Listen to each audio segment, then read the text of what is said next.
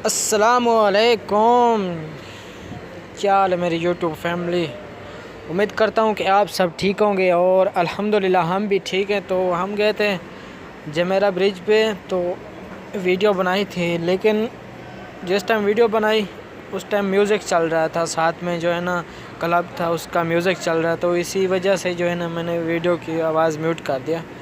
तो ये मेरे दोस्त हैं गफ़ूर अहमद और ये दूसरा हमारा दोस्त है तरसेम सिंह बाजवा, ये इंडिया से हैं। तो हम लोग गए थे ऐसे चक्कर लगाने, क्योंकि जिस दिन से मैं दुबई आया हूँ ना, तो इस जगह पे नहीं गए थे। इनको मालूम था कि अच्छी जगह है, थोड़ा चलते हैं, बाहर का व्यू चेक करते हैं। तो मैंने बोला चलो चलते हैं, चल के देखते हैं। तो ज़्यादा हमने वीडियो नहीं बनाई थी क्योंकि उधर पाबंदी बहुत थी, CID वाला घूमता था, इसीलिए हमने छोटे छोटे क्लिप बनाए थे अपनी वीडियो के, तो जो आपके साथ हम शेयर कर रहे हैं। तो आप सब से यही रिक्वेस्ट है कि प्लीज़ हमारे चैनल को सब्सक्राइब करना और वीडियो को जो है ना लाइक करना।